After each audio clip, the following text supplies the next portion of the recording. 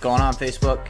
What's happening, everybody? Whether you're one of our fans on our Facebook Live show right now, or you are one of the people who's listening to us on iTunes, Podbean, SoundCloud, Any one of those. the interwebs, all those places. Yes. Welcome to the Unlearn Initiative Live show. We're hitting a topic that's always popular. Slightly controversial. Yeah, I'm gonna get controversial today, but before we're gonna build up our live audience for a minute. Unrelated, but I'm gonna drop a nugget of man knowledge on you real quick. Man knowledge? Yeah, a nugget of man wisdom advice on you real quick, Andy. What's that? So, let me set the stage. Earlier today, I'm driving around. I'm doing some things for the business, getting ready for the podcast show, all those types of things. But it's my cheat day. I got my workout on hard all week. Cheeseburger? Cheeseburger. Yes. All right, so I went and got my cheeseburger for lunch. It's my cheat meal. Yeah. Double quarter pounder with cheese, no fries though. You waste your cheeseburger on McDonald's, man? There's no such thing as a waste of McDonald's, dog. Yeah, We've discussed this 1,000 if you times. got one cheat meal a week and you're going to have a cheeseburger, man, why not make the extra 10-minute drive to Five Guys? Or 5 minutes, go to Cookout. No, my man Billy Gasher, who's on our live show, I know he agrees. Nah. People want to hate on McDonald's, man, because it's popular to hate on McDonald's. But I know when you're driving late at night, Andy, you're on 95, right? Okay. You're driving. You're hungry. Mm-hmm. You're gonna look to your left and right, make sure you're alone. You're gonna realize I'm pulling in McDonald's. You don't want to admit it. I'm not gonna lie. I enjoy McDonald's food, but if I only have one cheeseburger, like one cheat meal a week, and I always get a cheeseburger, I don't think McDonald's cheeseburger is of equal, like it's on the same tier as what you could have, you know? You're ignoring the fact that I also want to pay homage to one of the greatest Americans who ever lived, Ray Kroc. Yeah. Ergo, McDonald's. Anyway, I continue with my story, though. This is the man wisdom we got to get to, right? All right. So I'm at McDonald's. I enjoy my double cheese, no fries, because if I'm going to waste the calories, I'm going to get that burger, right? I walk outside, and I hear a young lady's voice say, "Sir, excuse me." I turn around, and there's 3 teenage girls that were in the restaurant around where I was. Okay. They're now outside. And she says to me, "Could you give us a ride back to high school?" I'm assuming right across at Clayton High, right? Yeah. Now, I'm a helpful guy.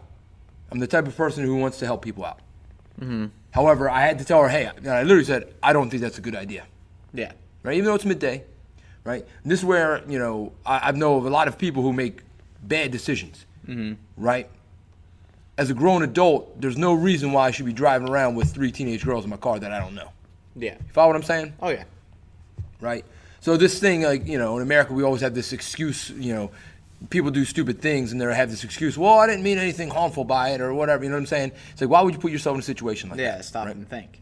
And also, I think I probably should have taken a step further and told the girls, hey, I advise that you don't approach men you don't know and ask for rides. Yeah. It's a short walk across the street. I probably should have taken that extra step. And I know I should have taken that extra step and told them, even though they probably would have looked at me like, who are you? You're not my dad. Get lost. Yeah. However, it's very dangerous. It's a dangerous situation those young ladies are putting themselves in, Yeah. Approaching strangers for a ride. And let me just point out, I mean, you got done with CrossFit, you said. So this is around lunchtime, right? Yes. Yeah. I went to Clayton High, and they don't have an off-campus lunch. So you would also be aiding in that as well. Oh, for real? They're skipping out on school. Man, look at that, right? So, and for me, scholastics is key. So I'm not trying to. Everyone knows I was, number 1 rule follower guy in high school. Oh, word? But I just want to point that out. Okay. You know this rule because you ran afoul of it often? No, actually, only like once. Only like to be once.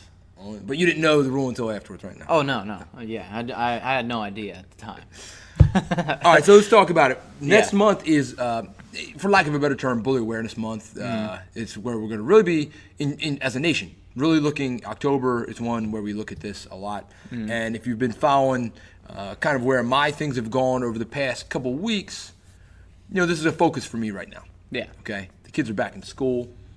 And it's always been a focus as martial arts school owners, especially dealing with kids, Andy, that we have to deal with bullying. Oh, yeah. Right? Yeah, we have parents all the time come in telling us about, they think martial arts will help out with their kid because they're getting bullied a little bit. Yes. And in all reality, I mean, it's still, as an adult, you still face bullying. I was bullied off one of my positions not too long ago, right? And I'll admit it. It was in a business situation. And essentially, bullying boils down to threat of bad consequences from another person, that makes you change your path, or, person A changes their position or does something or allows something to happen by person B because they're afraid of person B's response, right? Yeah. So I was bullied off a position by an irate former customer who I was out of town, and I concocted in my head this story that because he was acting irate and irrational and threatening to me over the phone, of course, not in person, and to you over the phone, not in person.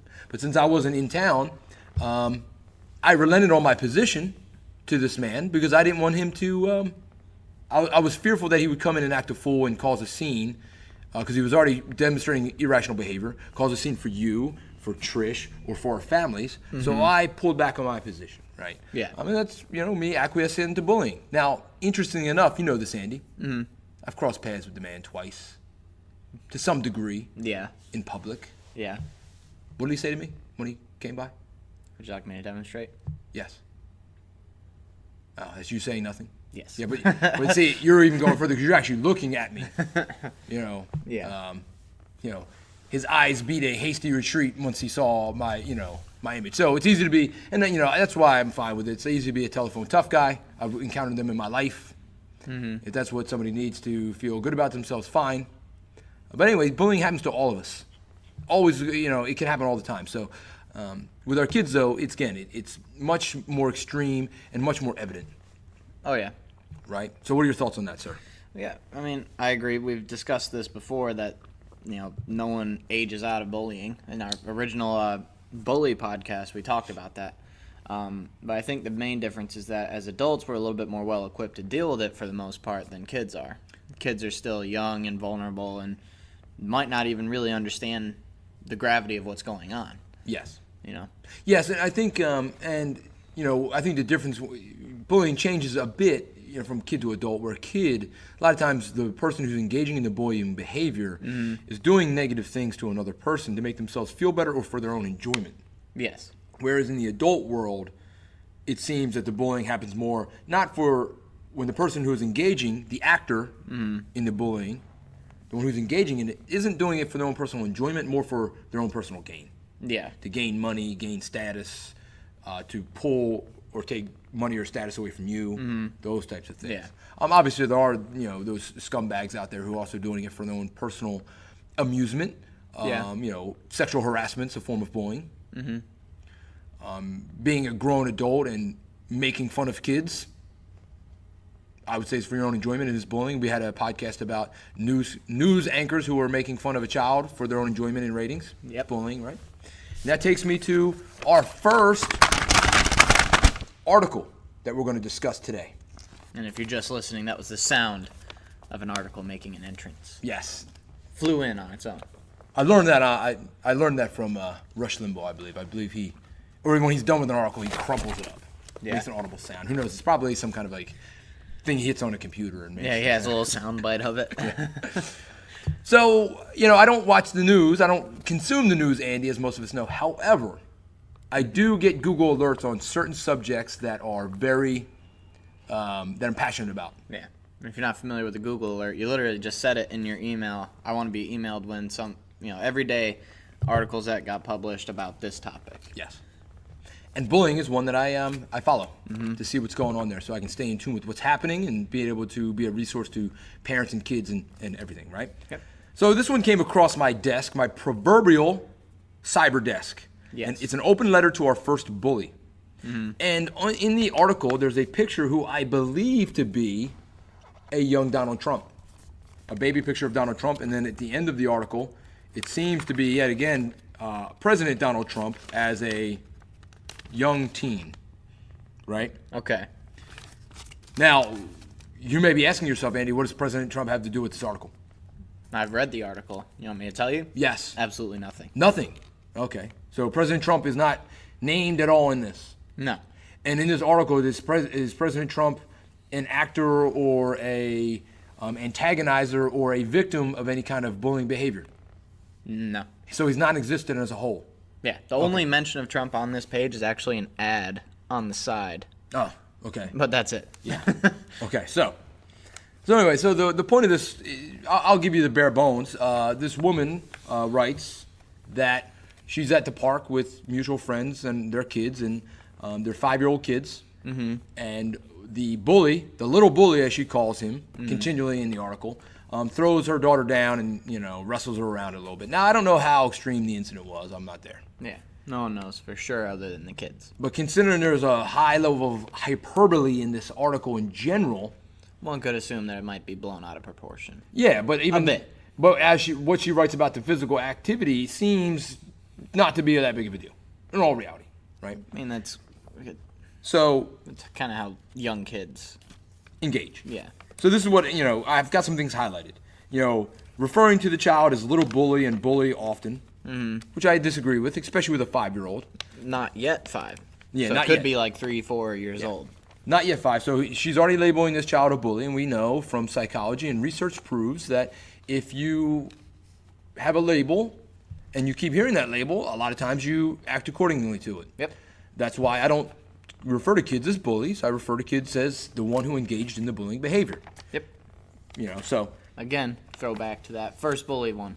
Want to learn more about our stance on that? Check that out. Way back in the Disney. I'm just gonna keep plugging things. Episode 1. This is like 40. Episode 1 back in the day. Back when I had that long shaggy hair, it was awesome. Oh yeah. So in there, it's also, even though you're not yet 5, your adorable smile is not to be immediately trusted. So now we have to be distrustful of 3 and 4-year-olds. Okay. Then when you tackled her, she collapsed, and I didn't under her sound. She didn't under her sound, and Mom didn't either. All right. So then throughout the rest of the article, Mom explains how during this event she didn't do anything except after the event happened, she takes her child away. But now she's, all guns are blazing, gonna take on the world and have an angry mob at bullies everywhere, including little bully, the 4-year-old. Yeah. So there is one decent point in this, in my opinion. So I'm ripping on this thing Okay. because I think it's nonsense and silliness. And in my opinion, you want to talk about bullying, this is a grown adult who's gone to the internet and the Huffington Post and just ripped into a 5-year-old child. And I'm going to get into some of the more stuff too, over and over and over again, where the child has no way to defend themselves from these accusations. So who's the bully now? Who's using their position of power to take advantage? Andy. Who is it? The adult. The adult, right? But there's one decent point in this. She says that sadly we do not know how to stand up for ourselves and only make it easier to be a doormat the next time it happens. So yes, if you are engaging, I know from personal experience, if you're the subject of bullying behavior, and you're not doing anything about it, you just come to acquiesce to it, and makes it, you can potentially become a easier target going forward. Yeah. Okay. So anyway, the other pieces, there's all kinds of things in here, but and this is where it gets really off the rails in my opinion. Yeah. But little bully, your mother's attempt to ennoble your abuse is doing no one any favors, especially you, this woman writes. Maybe someone doesn't pay the right kind of attention to you. Perhaps hearing your mother vent about your absentee father makes you feel angry and powerless. What does that have to do? How's that person, if that's even true, again, running this person's family values through the mud in an article, when you didn't have enough gumption to stand up for your kid right then and there, that's the problem. Yeah. That's the problem. Because this woman admits she did nothing. She never said anything to the mom in this situation at all. She just took her child away, and then she goes to the Huffington Post and writes a scathing article about it. Multiple page article. Yeah, she's claiming that the child's probably already revised the truth so that the little bully was the victim in his mind and her daughter was the oppressor. And again, fabricating things out of nowhere. Yeah, because we're around 3 and 4-year-olds as a whole. You and I are around 3 and 4-year-olds a lot. Do they generally come up with alternate realities of how things happened? No, they might perceive it a little differently, but they still understand what happened. Yeah. If little Johnny pushes the other kid off the swing, he didn't imagine that the kid pushed him off the swing. Yeah, exactly. It's like he'll say, "Oh, I was playing a game or whatever." It was an accident or something, but then she's again in this point she's prognosticating that the chickens, or in your case, the chicks will grow cackle and come home to roost. So she's like wishing ill upon get the kids comeuppance, but the kid's like 3 or 4 years old. And it all comes back to mom here, lady. You didn't do anything in the situation. You didn't. You stood there. And again, I don't know. I wasn't there. I might have done something. I might have been the same way. But let's look at ourselves. Not blame the 3 and 4 year old. And, Mama Jarhead, Elizabeth, what's happening? Always on the show, weighing in. What if the child's parent is the boy? In my opinion, I think a lot of times that is the case. Because let's tell a story. Okay. You know I like my stories. Story time. About a year ago, I'm running a birthday party. Okay. And my son was invited to it. I remember this. And at our birthday parties at our martial arts school, you and I, as professional martial arts instructors, who deal with kids all the time, and want to make sure that birthday child has a good birthday, we suggest, based on the games that we do, that the kids are no more than a year above or a year old birthday kid. Yes. All right? That's what we suggest. Because if you have a bunch of 5-year-olds on the floor, and then there's a 9-year-old running around, it's dangerous, and plus the 9-year-old's not going to have fun playing 5-year-old games. And then they start to act out because of it. Yes. Or if you have a 9-year-old's party and you got a 3-year-old on the floor, they're going to get blown. They're going to get knocked over. Yeah, or they're not going to understand the complexity of the game, and it's going to be dangerous for them.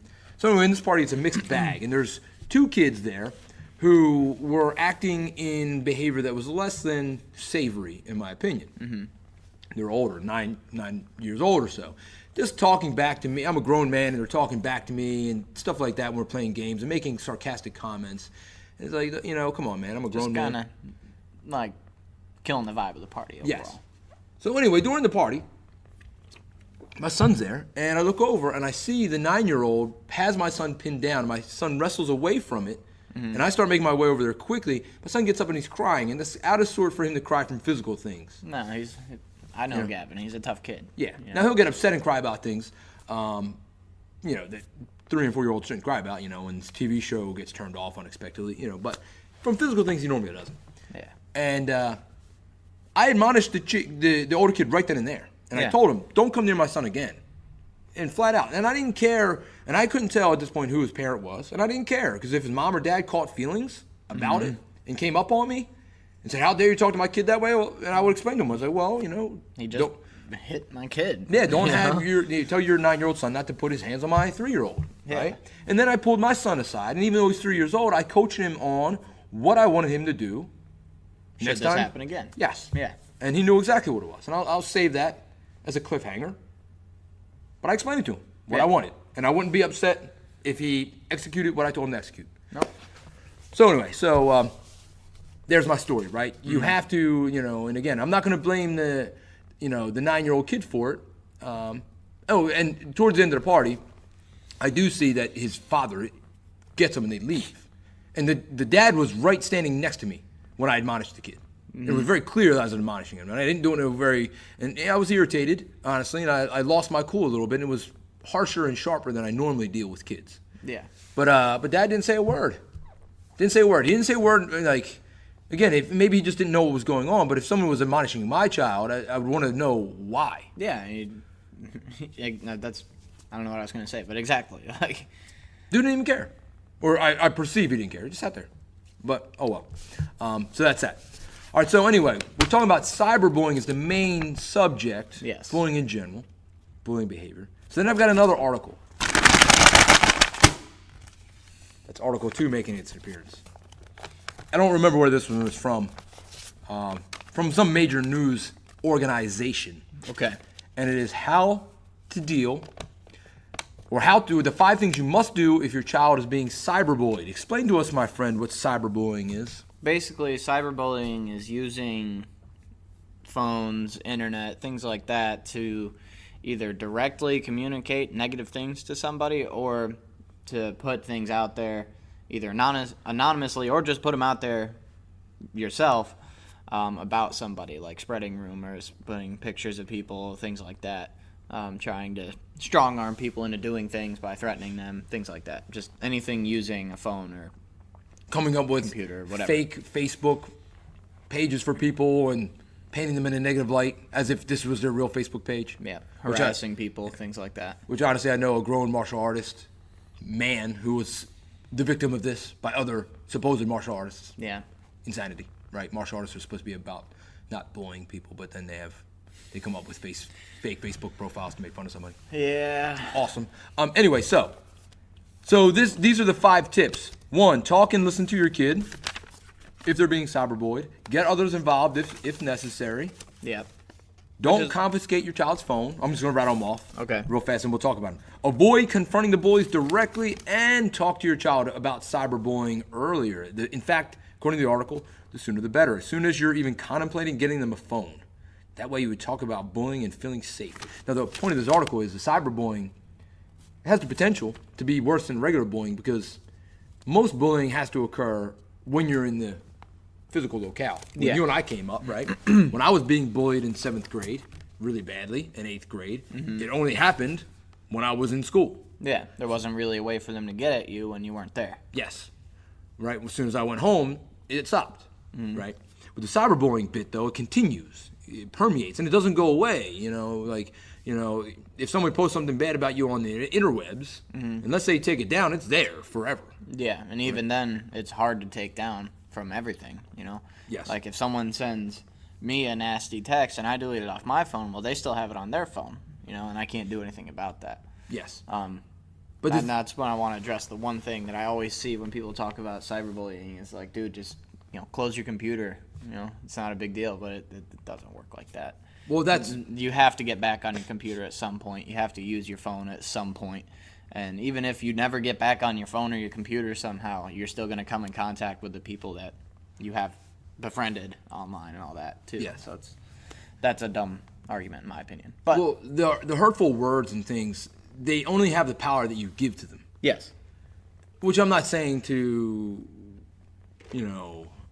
make light of it, because there's things you say to me that are just words that I'm going to, assign certain power to, and they're going to, get me mad. Oh yeah. Right. Yeah. So I'm not saying that. Just there is a line. Yes. You know. But back to your point is, if a tree falls in the forest and there's no one there to hear it, did it really make a sound? Mm-hmm. So if you don't know that people are talking bad about you online, mm-hmm. ignorance is bliss sometimes. In all reality, my position in the world, in my local community, I know there's people who've talked bad about me online. And I learned to just stop looking at it. I'm like, whatever. I can't control it. If someone wants to spend time, questioning my business practices or whatever about me and talking junk about me online, even though I've been nice to everybody, if someone wants to spend their time doing that, go ahead. Because guess what I'm going to spend my time doing, Andy? Winning. Right?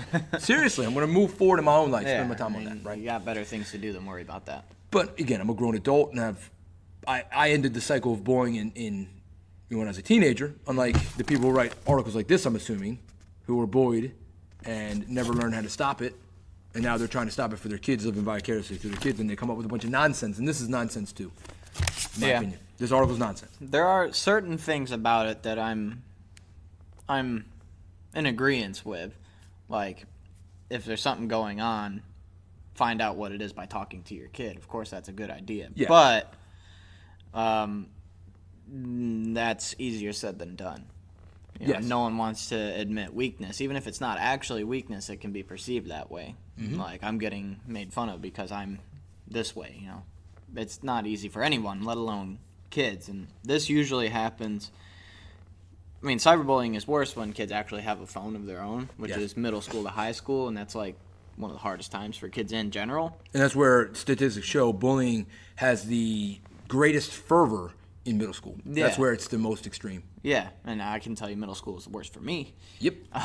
Me too. But that is not what I'm getting at is that time being the hardest for the kids is going to make it even harder for them to talk to you. So there's no magical, just talk to me, Billy. It doesn't work like that. Yep. Well, it goes back to my own story. And if people have seen my interviews, you'll see it. I'm going to share it now. I haven't shared it, right? One of the many bullying incidents I had when I was a kid, I'll give you the short version. I was drug around the room by a much larger and older kid because my middle school was, mad rough. Uh-huh. There's kids who'd failed multiple times, been held back multiple times, and now they're driving age in middle school, and they're grown. Mm-hmm. Right now I'm 11 years old. I got to high school, I was 13, so I was little.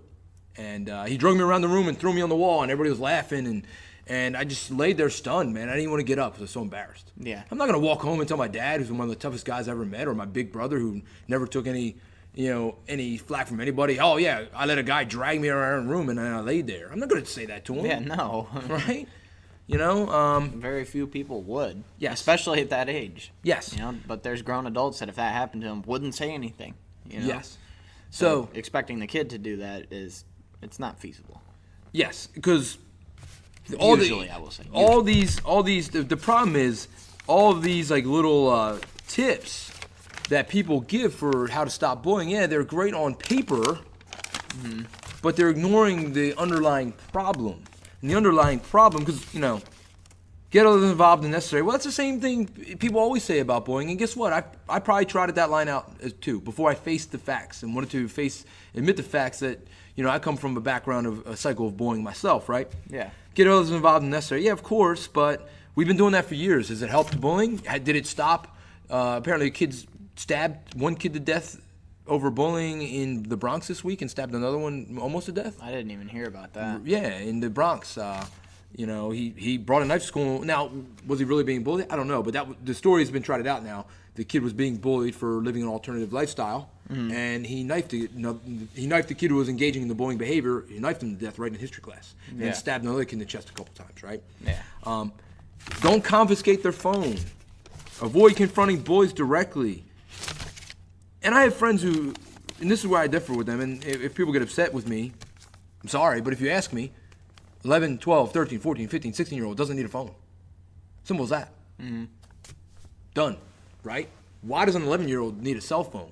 Oh, well, what if something bad happens? Give me the statistics about how many bad things that have happened to kids have been stopped because of a cell phone. And then I'll give you the statistics of all the bad things that have happened with kids because they had a cell phone. Oh, yeah. I mean, look at all the videos of fights in schools and things like that. And bullying. Hazing kids online and all of this. It's... Right? And you notice that like our live feed dropped the amount of people watching? Because they don't want to face the facts. It's not popular, but... It's not popular. I will tell you, I didn't get my first actual cell phone until 7th or 8th grade, and I can't really say it enriched my life any. I felt like I was fitting in at that point, but I don't think it gave me anything that it was of lasting value. No. Well, I got my first cell phone when I was mid-20s when I had a outdoor business-to-business sales job, and I resisted that as well, but my boss was like, you need a cell phone because I need to get in contact with you while you're on the road. So that was my first cell phone, right? And if you don't believe me, Simon Sinek, who's an amazing mind, right? I know my man Billy out there agrees with me. Thank you for the dap, sir. Simon Sinek's an amazing mind, right? Look him up on YouTube. He's got an amazing perspective on the destructive power of cell phones, especially with kids. Yeah. Right? Not in regard to bullying, in regard to school violence, in regard to the problem with a lot of parents are telling us nowadays, kids don't have self-worth a lot of times. And this what it comes down to is essentially what I said this was garbage, because this is ignoring the fact that if your kid doesn't have any confidence, all these little strategies don't work. If your kid has confidence, these strategies do work. This whole article relies on the confidence, like you said, and you having a strong relationship where you and your child can communicate to each other really well, which is awesome if you have that. But in my experience, that's not very common. Not very many people have a really strong, open relationship where they can communicate anything between them and their child. Well, because if a kid's being a target of bullying behavior, he already has a confidence issue. Yeah. That's why. That's why I was the target of bullying behavior. And then when my confidence got fixed, guess what? Bullying got fixed real fast. Yeah. Right? And it didn't involve talking to my mom and dad, and it didn't involve taking my phone away. No. Or somebody else's phone, or getting the principal involved. No, what it did involve is strengthening your image of yourself so that these things don't faze you. And if someone does try to get at you, you can handle it on your own in a way that's appropriate. Yes. Or even inappropriate, but handle it. Gets handled. So if you have confidence, you could talk to your mom and dad openly, which would be awesome. But the kid doesn't have confidence. That's why he's getting bullied. So point number 1, null and void, right? Yeah. So point number 2, get others involved as necessary. Well, you're not going to get others involved because you're not going to know, because your kid doesn't have confidence to tell you what's happening. The only way that could work out is if it's gotten to the level to where it's actual harassment, and you can go to the police and have them handle it. But I can tell you, in my experience, being a snitch, is that good? No, and I can tell you in my experience on being on both sides of bullying behavior, that getting principals involved in everything, it doesn't do much but make the person that's engaging in the bullying behavior angry. Yeah. And then it can potentially get worse. Very few times does someone get suspended for, hitting someone else. And they're like, oh, I really learned my lesson. Yeah. And they come back next week and they're the nicest guy in school. Yeah. That never happens. But I have some stories about how I made guys go from mean to nice. Oh, yeah? Yeah. Okay. Don't confiscate their phone. That's probably the only piece. Maybe you should confiscate the phone if your child's being bullied, cyberbullied. Take the phone away. Yep. Avoid confronting bullies directly. I mean, so I'm not going to sit here. I guess maybe I'm going to sit on this chair and play like the big man. But I've shared some of my stories about how I ended the bullying. I shared one with you the other day that I didn't share. An amusing story, because when I was in high school, man, it was like a prison mentality in a lot of ways, man, right? You had to protect your food, right? Like when you get your tray of food, if you didn't want to have physical confrontation with people, you'd make it visible that you were spitting on your own food, like raspberry on your food, so people wouldn't come up and just try to take it from you. Yeah. That was a defense mechanism, right? In prison, you have to protect your food. Yeah. I mean, that's at least what I see in prison movies, right? Yeah. So, I mean, physics class with Miss Hinson. And Miss Hinson liked me a lot because she loved my brother who had gone through school first, right? Wonderful woman. And there's a kid, I'm pretty sure his name was Andre. He kept giving me a hard time. He kept talking junk. And I knew the only reason he was talking junk, and we're like 10th or 11th grade now, the only reason he was running his mouth is because Miss Hinson was always around. And he knew that he had some level of impunity, if you will, because I'm not going to get up out of my chair and lay hands on him in front of the teacher. Yeah. So he's emboldened by the fact that, he's got an audience and he's going to start dissing me. Yeah. It goes on for a couple of days, and I'm like, I retort back, in general. But then he makes the tactical error of saying, hey, Miss Hinson, mid-class, he says, Miss Hinson, can I have a bathroom pass? Did you have hall passes when you were a kid? So she gives him the bathroom pass. And as soon as he walks out the door, hey, Miss Hinson, I raise my hand. Can I have a bathroom pass too? Oh, of course, Scott. He's giving me a bathroom pass. Yeah. So I go down to the bathroom because I know where he's going. It's DD hallway, right? And he turns around when he's done his bathroom business, because I just ninja'd in there. I appeared like an apparition. Yeah. He turns around to go to the sink, and lo and behold, he sees me standing there. And he looks like he's seen a ghost. He was just frozen with fear. Yeah. I said to him, I was like, okay, now it's just me and you, man. And this is where the prison mentality comes in. I got him to a place where where if it got kicked off, where the guards can't come in. it was gonna either he's gonna get me or I was gonna get him. But if it kicked off and we fought, it was going till the end, right? And I said, all right, man, open your mouth now. Say one word right now, where it's just me and you. Say one. He just sat there and didn't say a word, man, frozen. And I could tell, like by looking at his face and his demeanor, I'd punked him out, which is a word we use. I know Ashton Kutcher turned that into like pranking people. Yeah. Where I come from, if you punk somebody out, it means you took their heart from them. Yeah. Put fear in his heart. Yes. So I go back to class. He goes back to class, resolves without an incident. From there on, Andre was a nice guy. Yeah. Never gave me a problem again. We're bosom buddies all of a sudden, right? Yeah. So, and that was confronting the bully directly. But I wouldn't have been able to do that if I didn't have the confidence to stand up for myself, right? So, I guess the whole point of this is the conventional wisdom. If we listen to the conventional wisdom about bullying that's been put out there, if it worked, it wouldn't be happening anymore. We have to face the facts that the kids with the cell phones, that's a problem, right? You're just giving your child and other people too much access to your kids. It goes back to the story, now it comes full circle. The story I told in the very beginning. These 3 girls wanted to get in my car and go for a ride. Yeah. They were allowing a stranger to have access to them in a way that was wildly inappropriate. Yeah. Right? Yeah. Now, again, I'm a good guy. I'm not going to do anything bad. But what if I was some scumbag? Yeah. And, now I got 3 girls in my car, driving anywhere I want to go. Exactly. So by giving your kids cell phones, you're allowing the entire world, every scumbag in the world, access to your kids. It's insanity to me, number one. But people don't want to hear that. They want to say, oh, well, I want to keep my kids safe if something bad happens. They need a phone to call me. Okay. Sure, right? But the thing is like, if something's going down, if you're most people's first reaction isn't, I'm going to call my mom, and people know that most people have cell phones, so that's going to be one of the first things that gets taken from you in that situation. Yep.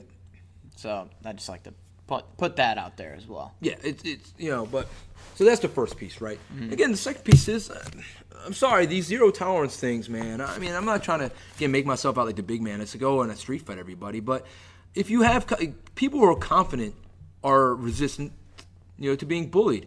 And you can build confidence in a lot of ways. Obviously, we have our 3-step method that we use at our martial arts school. For me, it was martial arts. It built my confidence. And, it was very applicable because I learned how to fight. Yeah. And when I turned the switch and said, I'm not going to take this bullying anymore, it's because I realized I'd been sparring and fighting with grown men. And dealing with some goofball in high school wasn't going to be easy, right? And I had that in my mind. Not to say that I won every scrap, right? But I never had to scrap with a guy twice. Yeah. Right? And so building up the confidence is going to make the kids resistant. All these little, like I said, all these little tricks that everybody has is assuming your kid has confidence. But if your kid doesn't have the confidence to stand up for themselves, we're not ever going to get to utilize these tactics. That's the problem. Yep. And we said earlier, this is all based on trust and confidence, right? Confidence in the child, and then trust between the child and you. And I've said this before, the best way, it doesn't have to be martial arts. It was for us, and there was a little bit of lacrosse for me. But you have to find that thing that your child loves. Yes. And push on it and make it something that's worthwhile and, help them out with it. That will build the confidence because they're finding something they love and that they're good at. And it'll build the trust between you two because they know you support them. Yes. Right? Even if it's something you think is dumb, doesn't matter. If it's important to them and it's not hurting anybody, then go for it, That, and then in that ideal situation, then maybe some of this stuff might work. Yes. Right? But you have to build the confidence and the trust. Right? Precisely. Because I'm not saying that everybody has to, some people are pacifistic, right? And don't want your child fighting or having confrontations. Which is fine. But the confidence is there. It has to be there. And we can go on a whole another podcast, maybe even a book about it, who knows. But the thing about confidence is, when we're talking about confidence for kids, and we'll leave it at this, right? You mentioned it. It's something that the kids like to do, but I'm a big believer, if you want to build confidence as a whole, confidence is this, the sum is greater than the individual parts. Yeah. Right? You know what I'm saying? I know what you're trying to say. If there's a lot of different things that you're confident, because you can build confidence, you could be a confident driver, but not have the confidence to have a conversation with somebody. You could be really good at cooking, but not be able to do a presentation at work because you lack confidence there.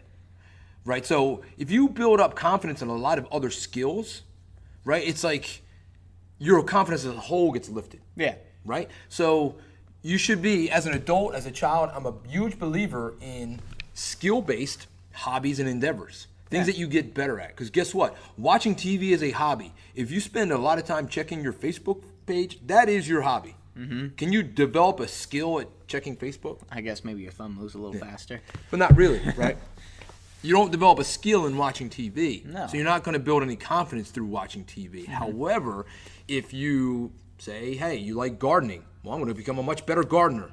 And your skill's going to grow, and you're going to be more confident as a gardener. If you're more confident as a gardener, and you're more confident as a driver, and you're more confident as a cook, and more confident as a house painter, and you're more confident of all these little things, that's going to add up to a groundswell of ultimately more confidence in everything. Yeah.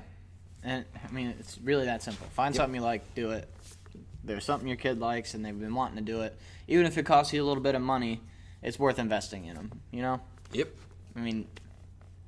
That's really all I have. That's all we got. It's another human being you're trying to help out. A couple $100 isn't going to kill you. We hit it a little hard today. I got a little animated. Something we're a little bit passionate about, in case you couldn't tell. Yeah. I'm usually a little subdued and not very over the top. Things change. Yeah. You guys have a great weekend. I'm looking forward to an awesome weekend on my own. We got some cool things happening at the martial arts school. We got a tournament coming up tonight. Yep. We got some cool things happening this weekend. Next week we'll be hitting it again. Yep. All this month we'll be touching on subjects in regard to bullying, given that it's Bully Awareness Month. So we're going to talk about this type of thing, and we're going to attempt. Andy and I are going to attempt to change everyone's mind across the world about this. What the root cause of the bullying is, it's not what we think. It's not just kids being kids. Our society is moving in a way where as adults we're encouraging bullying, and it's got to stop. Yep. So anyway, that's All it, right. guys. Thank you, guys. Have a good one.